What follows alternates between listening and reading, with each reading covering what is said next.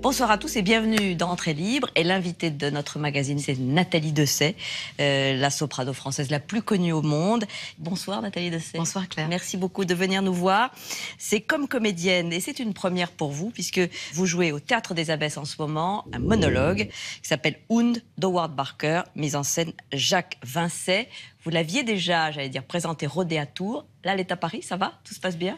Ça va, jusqu'ici, tout va bien. Alors, on va bien sûr parler de cette pièce. Et puis, nous commenterons ensemble, si vous le voulez bien, l'actualité culturelle. On va d'abord rendre hommage à un autre grand dramaturge anglo-saxon. C'est Samuel Beckett, dont Jacques Weber interprète en ce moment la dernière bande au Théâtre de l'Œuvre. Nous parcourons aussi 3 siècles de mode grâce à l'exposition Fashion Forward au Musée des Arts Décoratifs à Paris. Et puis, nous irons à la rencontre de l'un de vos amis, bien sûr, le grand compositeur de musique de film, Michel Legrand, qui est en tournée mondiale en ce moment et avec qui vous aviez enregistré un album, Elle et lui, en 2013. Ça vous convient comme Tout à fait. Menu? Parfait. Alors, on va parler d'abord de votre parcours, Nathalie Dessay.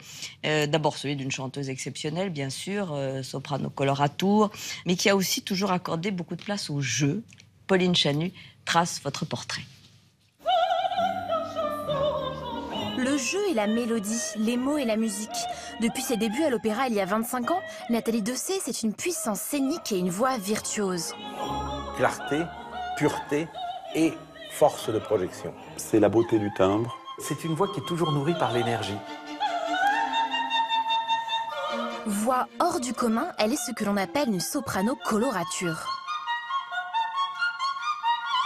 C'est un terme tout à fait particulier qui est la capacité de faire des vocalises dans l'extrême de sa tessiture. Le rôle le plus typique de soprano colorature, c'est le rôle de la Reine de la Nuit, qu'elle a beaucoup chanté dans La Flûte enchantée. C'est aussi Lucia di Lammermoor avec la fameuse scène de la folie, qui est un Himalaya des coloratures.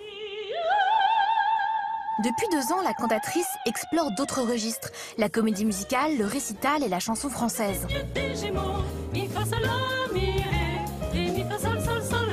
Aujourd'hui, Nathalie Dessay est au théâtre. Un rêve pour cette ancienne étudiante du Conservatoire national de Bordeaux.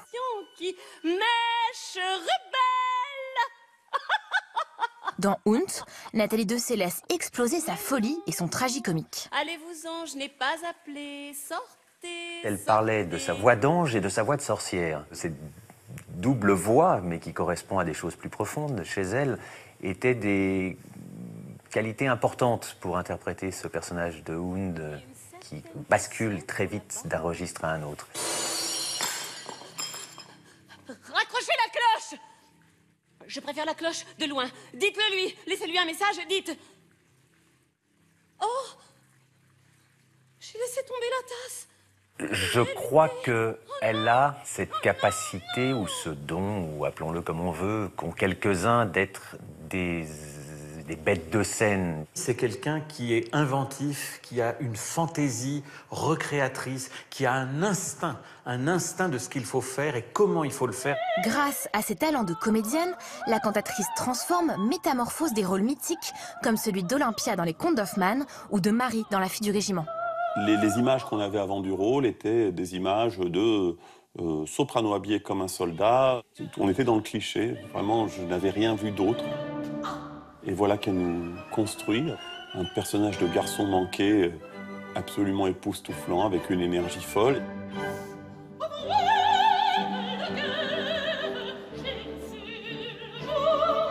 En général, Nathalie a un don pour slalomer autour des clichés. Longtemps, sa voix si haute l'empêche d'accéder à des rôles plus puissants de tragédienne. Mais Nathalie force sa nature et incarne Violetta dans La Traviata. Elle a su utiliser justement toutes les ressources de sa voix avec les 2 ou 3 moments qui sont trop difficiles peut-être pour elle, mais qu'elle convertit en énergie théâtrale, et elle a réussi à trouver la clé de sa Traviata. Elle est prête à tout essayer, elle est prête à tout expérimenter. C'est une actrice qui dit oui.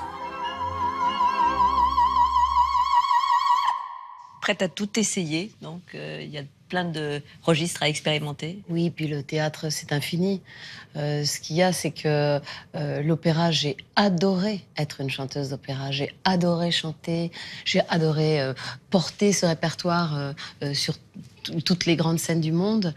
Mais ce répertoire-là, pour la voix que j'avais, il était restreint. Et j'ai fait un peu le tour de ça. Vous avez aussi tourné les difficultés, vous les avez surmontées d'ailleurs, puisque... Oui, et c'est vrai, et je suis tout à fait d'accord avec Alain Duhaut lorsqu'il dit que j'étais même au-delà de mes capacités avec la Traviata, oui. mais c'est un tel rôle, j'avais tellement envie de l'incarner que bon, j'ai forcé la nature. De Jean-François Sivadier, c'était voilà, et magnifique. j'en suis ravie, je ne regrette absolument pas. L'opéra, c'est le théâtre aussi. Est-ce que c'est suffisamment du théâtre? Oui, c'est quand même du théâtre. C'est quand même le théâtre toujours du paroxysme.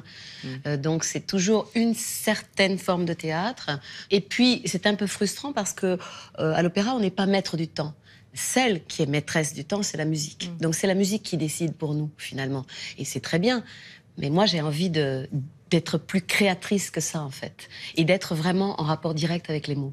La voix, on sait qu'elle est exceptionnelle, mais qu'elle vous a aussi imposé des limites. Est-ce qu'il y a toujours du plaisir à l'utiliser? Oui, tant qu'elle marche, tant qu'elle répond, j'aime toujours chanter profondément. Et je suis quand même profondément une chanteuse. Mais mes premiers amours, c'est quand même jouer, incarner des personnages. Donc c'est aussi pour ça que je me dirige maintenant vers le jeu. Le plaisir, parce que évidemment, on ne peut pas oublier la souffrance aussi. Est-ce qu'il y a eu des moments de... Il y a eu des moments très durs. En 2002 et 2004, il y a eu des opérations sur les cordes vocales. Beaucoup de chanteurs, de grands interprètes sont victimes de ça. Et il faut dire aussi une certaine omerta sur ce qui peut arriver aux chanteurs. Et moi, j'ai voulu en parler parce que je trouve qu'il n'y a aucune honte à être blessé. C'est comme un sportif, un athlète de haut niveau qui est blessé à un moment de sa carrière. Et toute la beauté, finalement, c'est de réussir à s'en sortir, à se rééduquer, à revenir, à retrouver la confiance, en fait. Exactement comme pour un sportif ou un danseur. Ou un danseur. Et puis un jour, et vous l'avez dit, vous avez décidé d'arrêter les grands rôles lyriques. C'est une décision très difficile à prendre, j'imagine. Oui et non, c'est une décision que j'avais déjà prise au moment où j'ai commencé à chanter, en fait. Je m'étais toujours dit, vers 50 ans, j'arrêterai ça et je ferai vraiment autre chose, en l'occurrence du théâtre. Donc c'était quelque chose, je dirais pas qui était prévu, parce qu'on peut jamais rien prévoir dans la vie, mais dont j'avais envie. Et que, en tout cas, je m'étais secrètement programmée comme ça. Alors vous êtes au théâtre, dans une pièce qui s'appelle Und, un monologue d'Howard Barker.